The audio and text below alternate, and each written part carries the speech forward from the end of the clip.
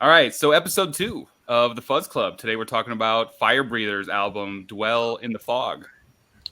Before we get started, I'm going to let everyone do an intro because I forgot last time, so I remembered this time. I don't know what your screen looks like, but Brett, you're the closest to me. You want to lead us off? Yeah, sure. I'm Brett, and I play everything in Littlefoot. I am Littlefoot. Hell yeah. All right, Super Pat. sweet rock band. I'm Pat. I'm the editor of Monster Riff and the host of the Monster Riff Presents podcast. And I'm also occasionally a Doom Charts contributor. Ryan, you want to go? I'm Ryan from High Desert Queen down here in Hill Country, Texas. I sing in that. I also run Lick of My Spoon Productions as well. Who did Ripple Fest? Yeah, Yeah. And it There was you a go. hot, fun time, that's for sure. Yeah. for sure. Paul? I'm Paul. I'm with the Cosmic Peddler. Have a music store, record store. Blake? Blake, I am the singer and guitar player for Aiwass. Eddie? I play bass in Lords of the Opium Church and guitar in the Endless. I'm living up in Edmonton, Alberta, Canada. Luke? What's up, man? What's Luke. going on, Ryan?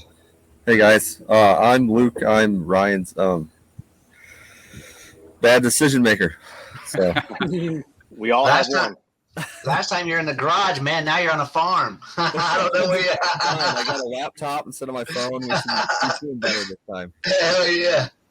All right, so like I said, we're talking about Firebreather's album Dwell in the Fog today. And before we got into it too much, I reached out to Nicholas, their bass player, and the time zones didn't quite work out where he could join us and chat about the album too much. But he did give me a few little tidbits that I'll try to read off here because I can read despite rumors. I think what makes this album different from the previous ones is that we really let our individual influences show through the writing of the songs.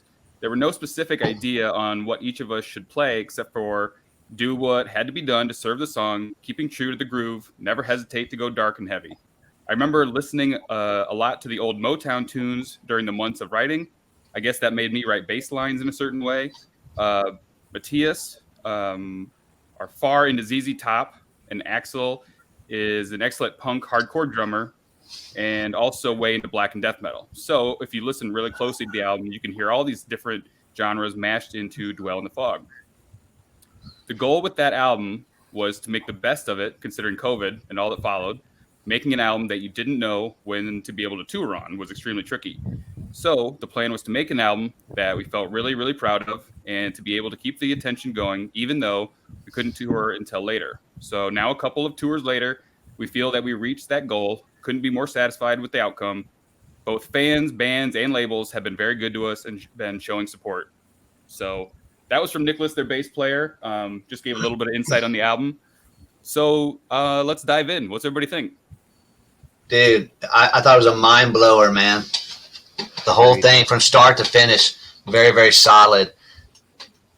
For me, Yeah, I don't always lean into the real long, slow doom stuff, and this was like a kind of a good intro to some of that music. I think maybe if you're kind of on the fence about it, if you kind of sit where I sit, more on like the rock side, Truck Fighters, Queens of the Stone Age stuff, like maybe this is a good album to like kind of get your feet wet and dive into that stuff. Because I liked the way that the album progressed.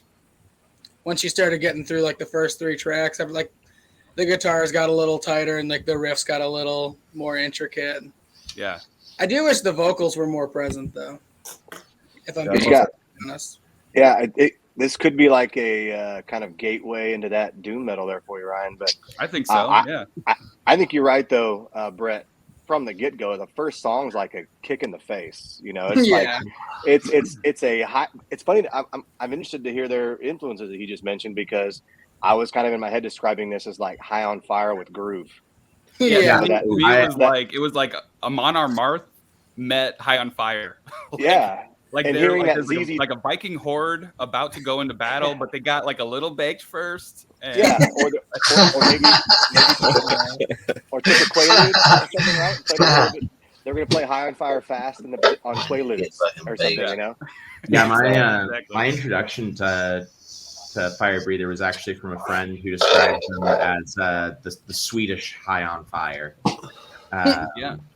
There you go. So, and they definitely have that Swedish. It's like it's hard to pinpoint exactly what that quality is, but sometimes you hear a Swedish band and you're like, they've got to be Swedes. Yeah. Well, anytime you hear something quality, you're like, I wonder where they're from. Shocker. Sweden. Wow, this is incredible. I wonder. Yeah, I probably already know the answer. I called it melodically hollow space doom. There you go.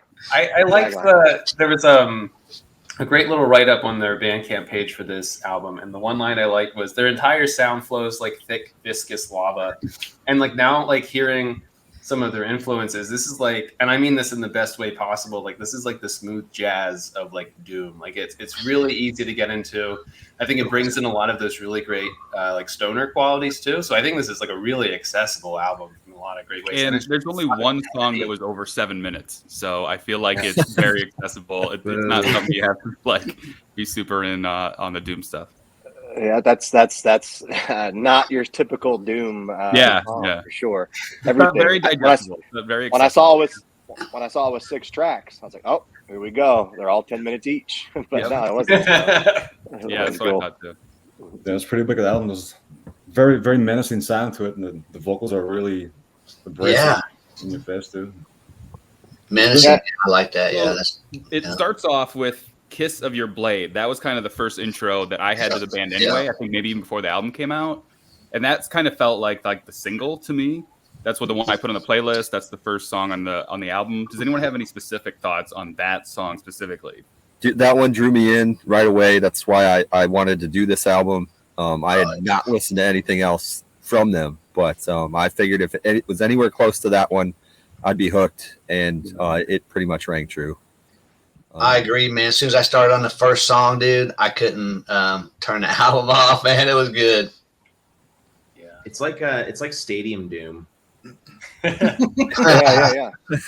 I think there's plenty of like imaginary world where enough people will want to go to a Doom show that's in a stadium.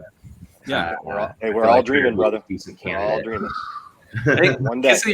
Kiss of Your Blade is strong enough that even if the rest of the album was garbage, you would still go back and listen to the album because it's like the rest. There has to be some other redeeming qualities because the opener is so strong. Yeah, like I said, it's a kick in the face, and I'll be honest. To me, this album grew on me because I listened to it, I liked it, but it was just like, oh, it's cool. It's maybe probably like Ryan. That's it. I don't always venture into the doom as much as I do the rock realm, and I was like, oh man. This is a High on Fire like band, but as I actually listened to it, then I realized that they were very much themselves. I think the third time through, I go, oh, okay, this is a really solid record. For sure. I listened to it once, and maybe not doing the show, I may have put it on the shelf. Yep. But yeah, I felt the same way. I think I missed a lot the first time, and by the second, third, fourth time I listened to it, I started to feel kind of like the different grooves, the different melodies, the different riffs, all that kind of stuff that I definitely missed the first time listening to the whole thing. Same. And now it's in the rotation, so it's a good one. Quick question: where did you guys all listen to the record? Just out of curiosity. I pulled it up on YouTube. There was a Riding Easy official Riding Easy video thing that I watched from the label. Yeah. I jammed it in the car the first time, and I had people in the car, so I don't think that's also, fair. Not probably a fair assessment. I had people in the car. I put it on. I was driving, and I was giving it a listen, but I was distracted. But when I actually sat down in my room and I put the earbuds in and really kind of gave it a listen, that's when I really started to enjoy it. I think I mentioned this times. Before. I think I've mentioned my routine before, but like I'll listen to it on speakers while I'm working, and then I'll put it on my headphones when I'm working out. And then I'll listen to it in the car when I'm just going places. So like I feel it in different experiences. I feel it on like different audio equipment. I catch different things in different locations, And if it can hit those 3 spots and it still sounds good, then I know that I like it. You'd really love being a mixing engineer, man. Yeah, exactly. He's going through all the routines of what Did you also play it off what like every band box or something? Yeah, No. you do what every band does when we get the record. Oh, the test press. We got to listen to it in Yeah. every single room and every single speaker to make sure. Find all the different acoustics. Have you guys listened to their first record that is like a double LP? Yeah. How does that one match up to this one, you think? I don't know that I listened to their first one, but I listened to the one right before this one, and there's some really good stuff on there. But from what I've read is that this one is like a giant step forward. Okay, it's kind of like with the Cave In last week. We talked about that with kind of the same thing. It seems like a lot of bands during the lockdown, man, they really came out with some phenomenal shit, man. It's like they took a whole nother leap forward. They really did. Back to Cave In. I think that one pops up randomly in my playlist, and that's such a good album. I just reiterate that. Good. Yeah. I didn't realize how good it was until like it's been a couple weeks later. I'm still going back. It's a good one. I think that these guys had a few lineup changes. I think they've like maybe maintained the vocalist, but I think they've changed drummers, and this might be the first album for their bass player also. So that could be another reason for maybe the change in sound or quality or whatever. Yeah. I think there's the thing that I noticed the most in terms of the difference, because I've been listening to Firebreather for a while. I've seen them live, played with them and everything. Is this album just has so much maturity to it. It ages well. It's got a lot of, you can tell that there's a different level of thought going into the songwriting process, in my opinion. It's like they're taking their kind of like how he said, they were taking their influences and kind of seeing how those would permeate when they came into a room together. I think that they, as opposed to, some kind of mimicry or something like that, some kind of cheap move like that, they were assimilating different things and really thinking about what works and what doesn't musically. So that's why I think this was a really, really big step forward for them. I'm a big fan of everything that they've done, but this one just is kind of on a different level. It's epic, it's grand. I agree, man. This is definitely in the top albums of the year. This is up there. So are you gonna say that every week? Well, I did. Cave In. Hey, Cave In is up there. This one's up there too. Definitely. Yeah. I agree. We'll see what week 3 brings. Yeah. Hey, let's see. Hey, let's keep picking these bangers, man. These things. I'm fucking enjoying this shit. Right. Yeah. Prediction. Next week we will have an album of the year nominee. All right. Because that's right. Paul's gonna say it every time. Oh, let's go. I thought maybe we were making an announcement. Maybe High Desert Queen was dropping something next week or something. I wish it was ready to come out, but not yet. So Blake, what was your experience playing with them live? I mean, you got to play with Monolord that same night, right? So I mean, it was Monolord, Firebreather, and us. Home run. Ooh, that's a killer show. That was actually our first gig. That's a hell of a one to come out of the gates with, man. No kidding. Yeah, we decided to start small. Yeah, exactly. Smart. Good move. Not play with bands that have influenced us massively or anything like that. On bands that absolutely crush live too. Wow. Oh, right. They I just want to say they're really awesome dudes. Like some of the most friendly, outgoing, just really genuine guys. Like literally as soon as we walked up to the venue, they were out back and they were like, "Oh, hey, are you guys the local openers? What's your name? Like, you want to have a beer?" Really cool guys. Awesome. As far as their live sound, I don't know how they do it with 3 people. That's wild. As a 3-piece, it was very inspiring to hear just how much of a sonic barrage they could create. Because it really does sound like I prefer live versions of stuff generally. Hell yeah. From most bands, I'd rather hear them play the album live than listen to the album. I mean, I obviously listen to music all the time, but they were just absolutely incredible live. We very, very loud.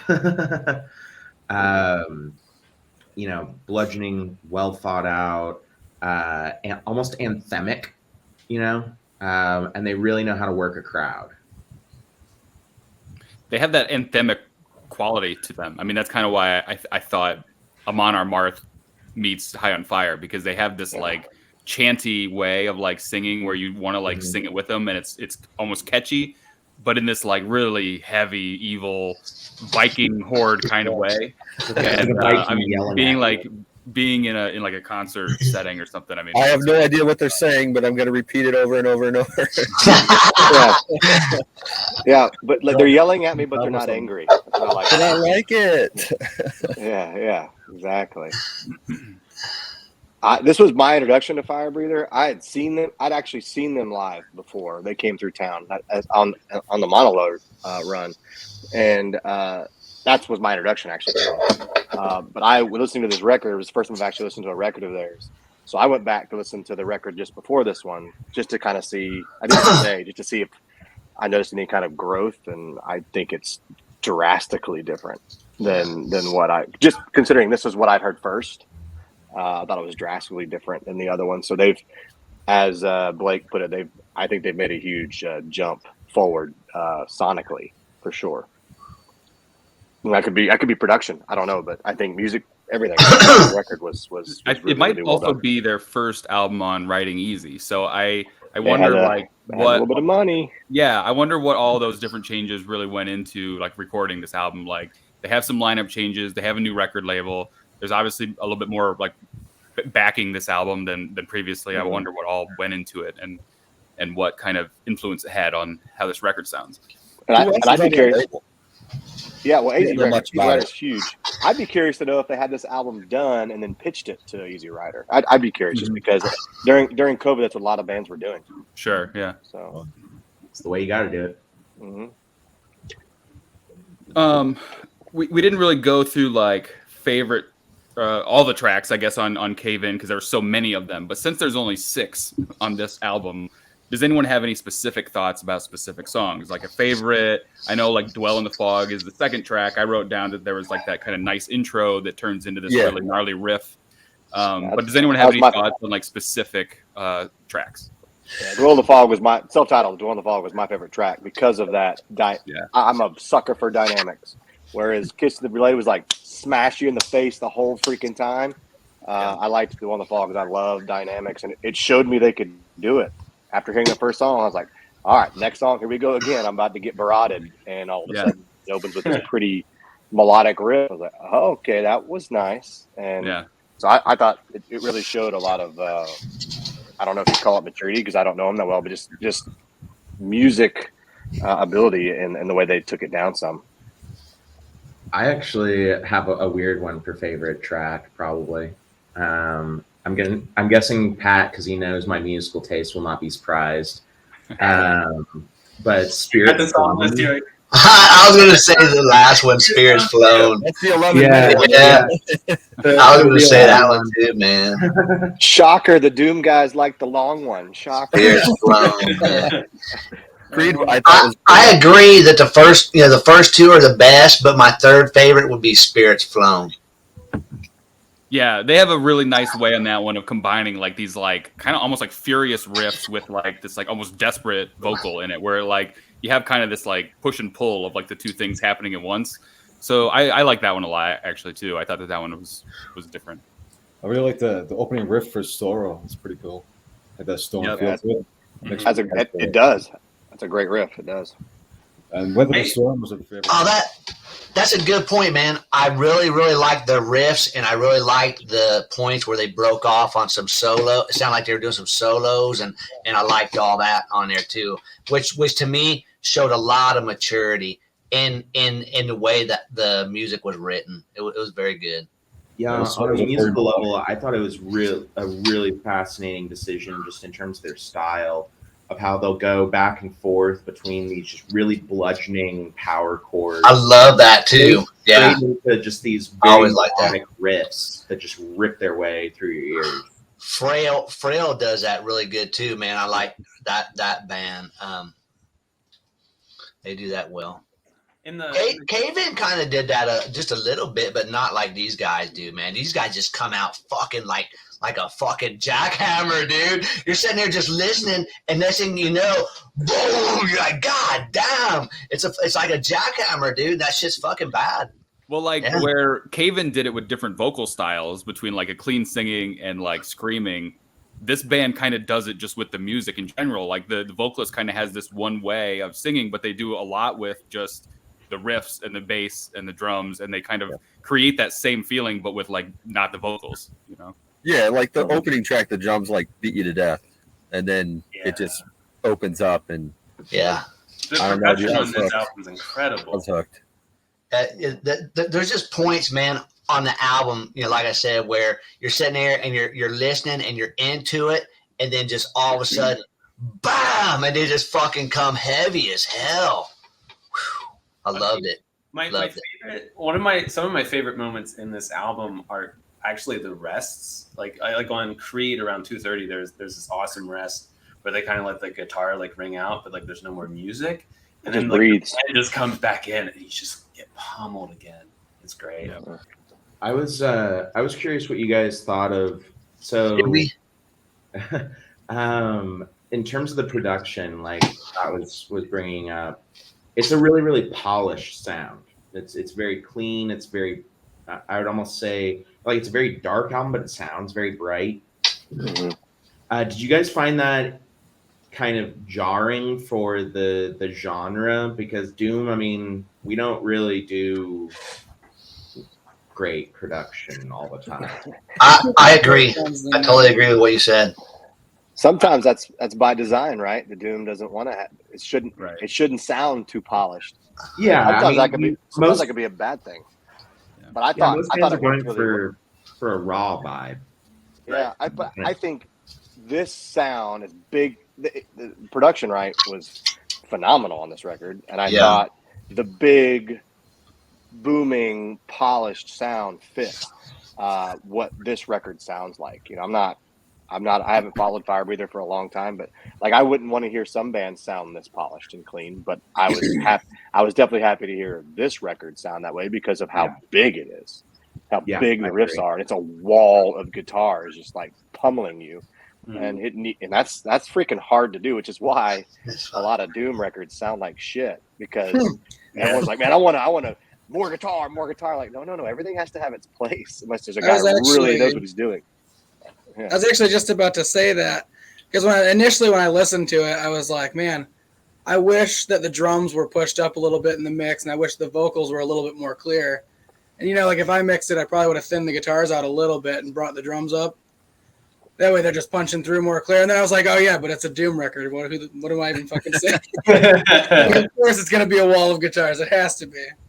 Yeah. And I thought it was just like a first hearing, I was like, it's a metal record, so it's just metal. And it has the production of a metal record, to be honest, in my opinion. Yeah, I love the straight metal, but with the Doom riffs and. I mean, it's Doom, but it's definitely thrashy. There's no doubt there. Yeah, it's another reason why this would be like a really good intro to someone that's on the fence on Doom because it's a little bit more polished. The songs aren't 13-minute long. You know, there's still some melody and chorus there. You know, there's a lot of reasons to like recommend this album. I feel like, and I agree on that, man. That is Doom. This album would turn people on to Doom for sure. And then next thing you know, you're digging through sludge. Yeah, there's a lot of sludge in here. There is. Mm-hmm. The riffs are very sludgy for sure. I see. It's funny because I love sludge metal, and so that's probably why this record grew on me a lot. Was as you get to like the middle of this record, it's just getting sludgier and sludgier. Mm-hmm. Was we going to talk about the artwork too? You said. Yeah, man. Man. Yeah, I can show this artwork here. I looked at it, dude. I looked at it for like an hour last night while I was listening to the album, so I know it very intricately. I think it's amazing artwork, and I could not find anything about it. They're a small enough band where it's very hard to find some of this information unless they do like a post on Instagram or something about it. So that's a big part of why I reached out to Nicholas, their bass player, and I was like, dude, so we're doing this episode, but I just have one question, man. You got to tell me where this art comes from. I just can't find it. So it turns out, and this is a person that I followed for years on my personal Instagram, like my art Instagram. So I don't even know why I didn't see it, but his name is Matt Cunningham, and he goes by Moon Patrol. And what he does is a lot of like collage art. I don't believe he painted this. It's a collage of like multiple images. So he takes old like retro images or paintings and stuff and makes them into a collage. So that's why this album, is familiar to me, but I couldn't put my finger on it. So I don't want to sound like a weirdo, but like when I'm listening to the playlist, like whenever you add new stuff, the artwork really draws me in. And I think that's kind of what got me started on stoner, doom, sludge, all this stuff. Was I found a cool artwork on Apple Music one time, and I was like, I'm gonna listen to that playlist. But this one, you added this one, and like Thunder Horse, and then there was another one. The song's Reaper's Scythe, and it was like 4 or 5 like horse ones all at once. And I was like, oh, these are all cool. And then all of a sudden, I've got a playlist, and it's all horse artwork, and I love all the songs, and they just draw me in. Doom likes the horses, believe me. If it's not buffalo or mammoth, like a post-apocalyptic horse. Try booking a music festival in the genre without a horse, a spirit, or a void. It's impossible. Good point. I had like 5 of each at Ripple Fest, so I was like, holy shit. And I had Spirit Mother and then like Spirit Adrift next to each other. I was like, oh man, this is getting crazy. But just how that happens sometimes.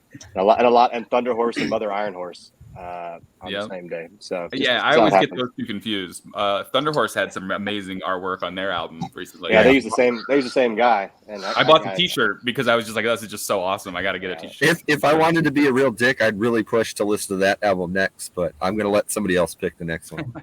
Both of Thunder Horse's albums had horses on them. Their first one did too. Well, they ought to. It would make sense, right? It would make sense. But so I did bring a couple other pieces by this guy, Moon Patrol. Yeah, and they're wildly different. I mean, the fact that Firebreather saw this image and like saw the potential in a doom metal record is kind of surprising, given like some of his other artwork.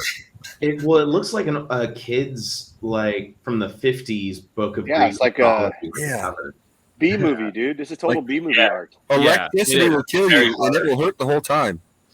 It's very retro, but like I said, it's a collage. So he'll take like a background with a body and then add a skull to it or whatever to make this image, and like it gives it this really cool but also retro vibe to it. I think that's a 1980s B movie cover right there.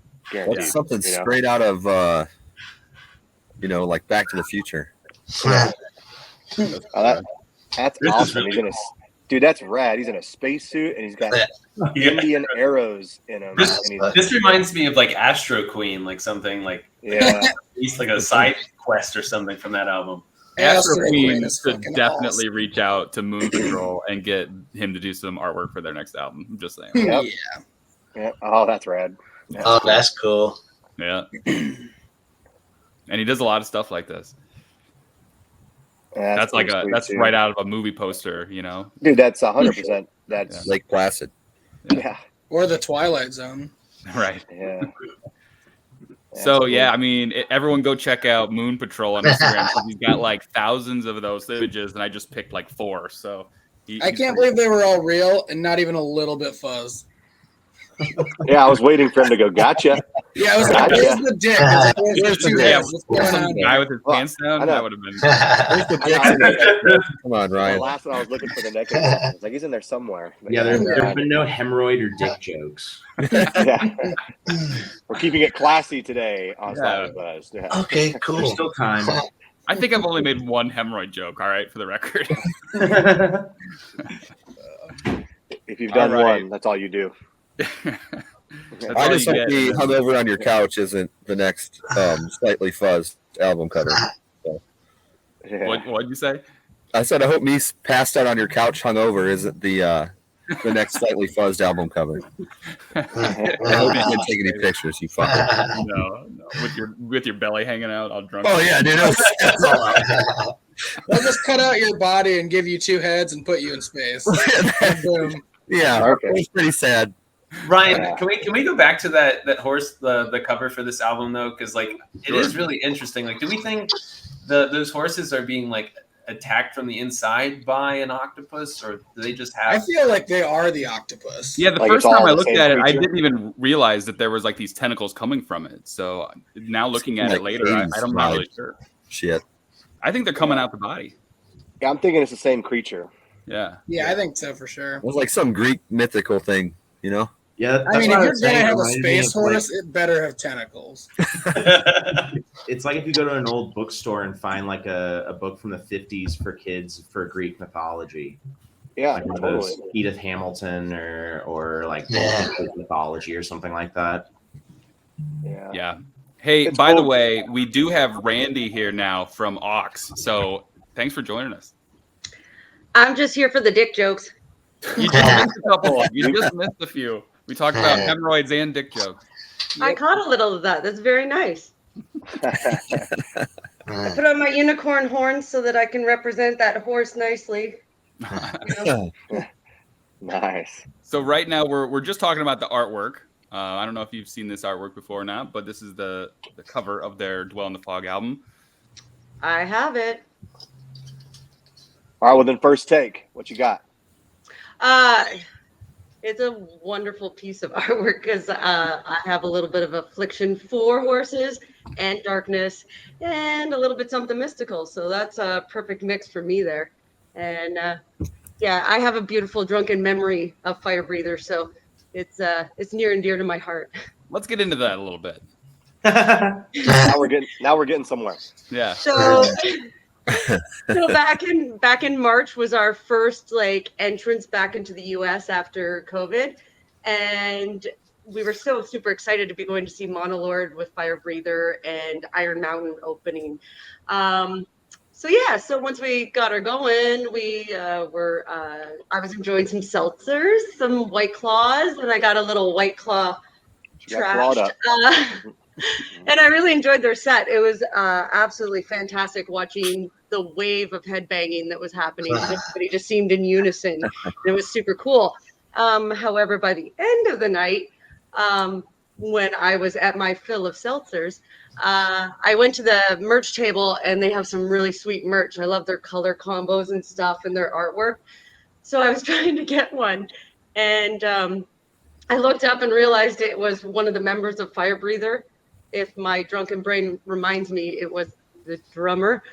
Anywho, I was like, oh yeah, hey, you're from Sweden. And he's like, oh yeah, Sweden. And I was like, I did Ancestry DNA. I'm 33% Swedish, so and I got dead silent.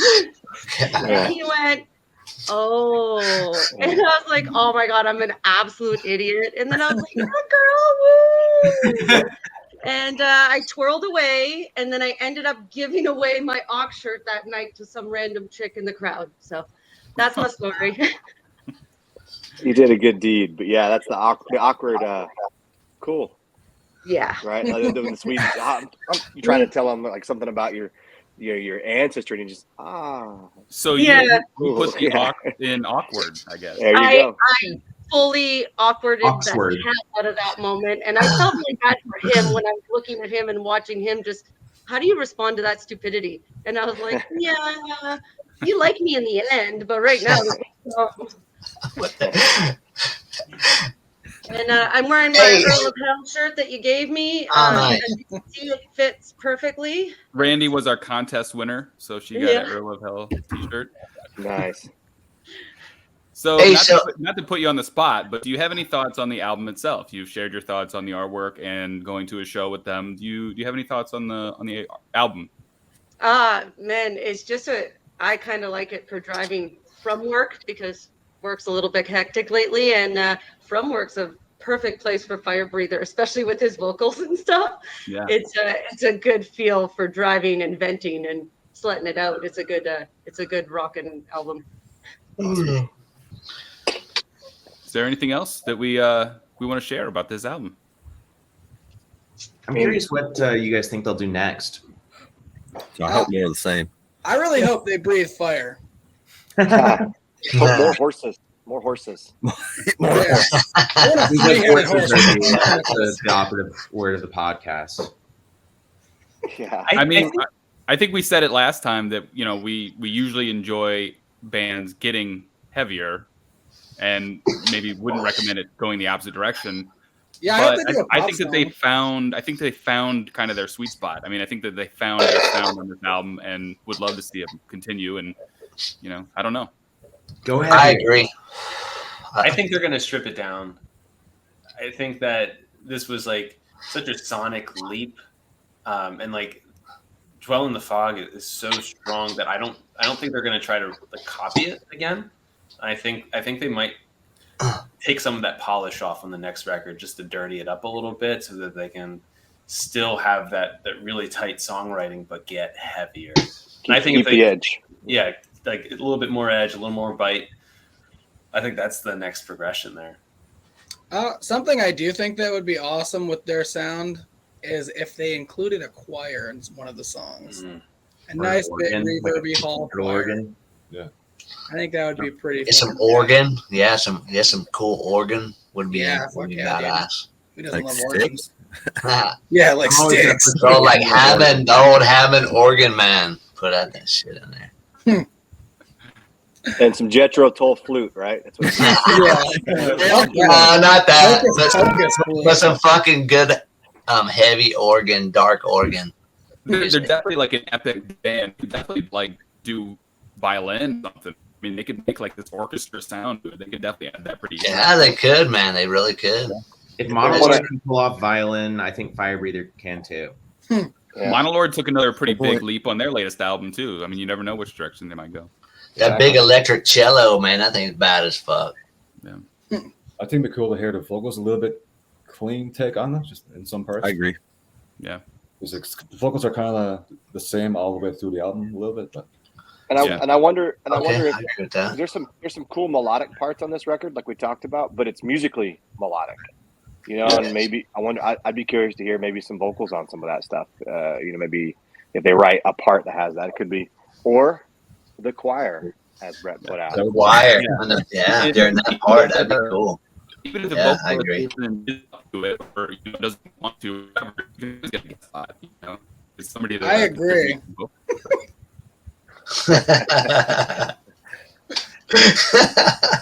I think you should do take 2 of that one, on. Yeah. Ryan doesn't know that none of us caught any of that. Yeah, I know, right? You're definitely having Nodding. internet problems. Yeah.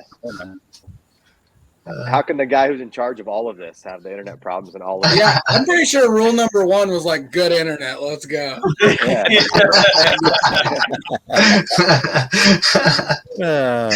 I wondered why you guys all thought that was so funny. I don't know.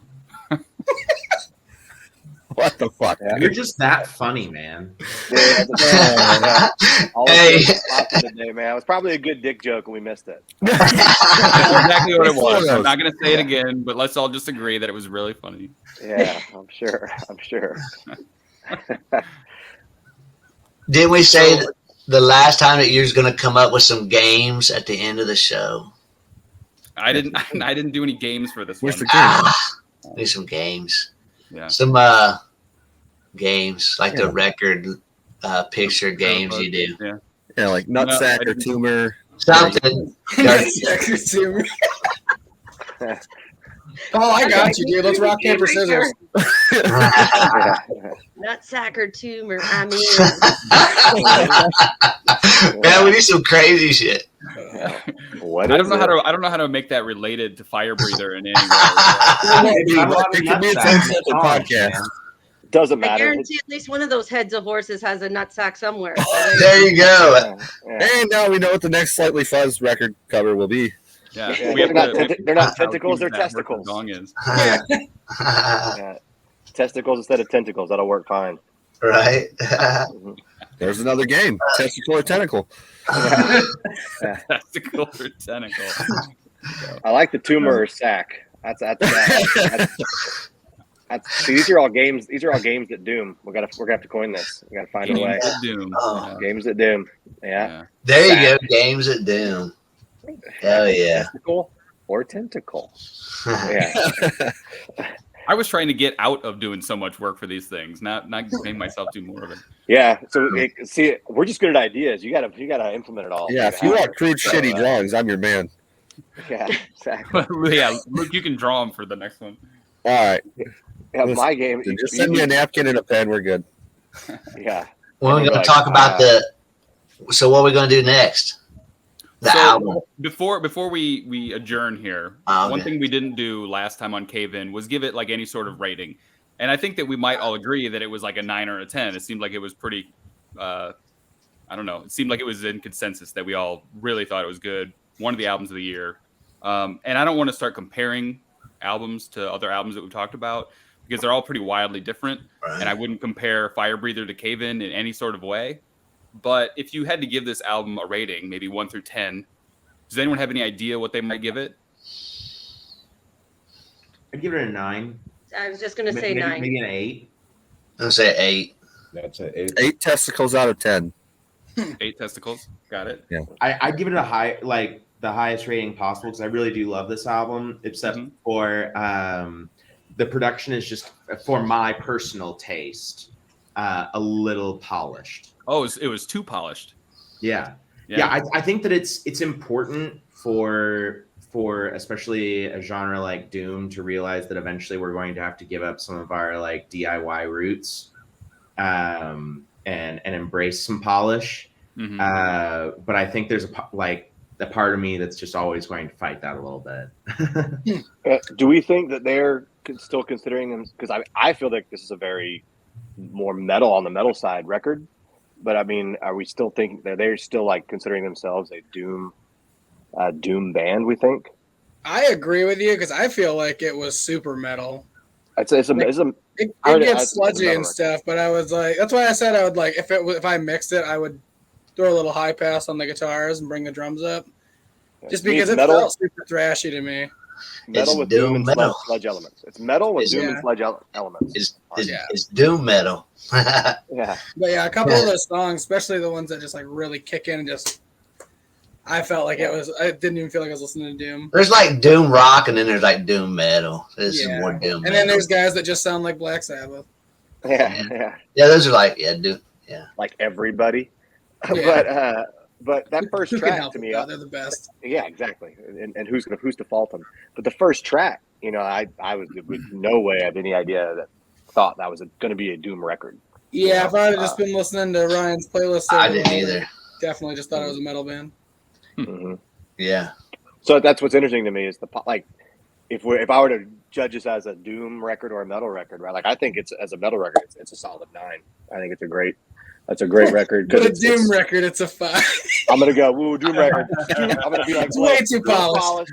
Way too polished. That's not doom. But so that's what's hard about like rating these things is that like, well, what are you comparing it to? What genre are you comparing it to?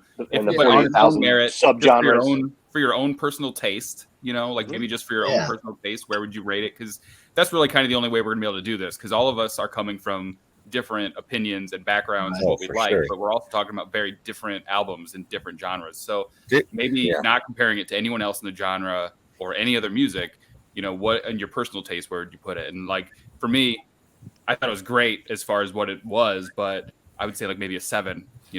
I thought Cave In was like a 9, but they're very different, and it was just my own personal taste that went into that. So yeah, I'm probably right there with you at about a 7. But I was just gonna say, what if like in Sweden, 1 is the best out of 1 out of 10, and you guys all just sound like assholes right now.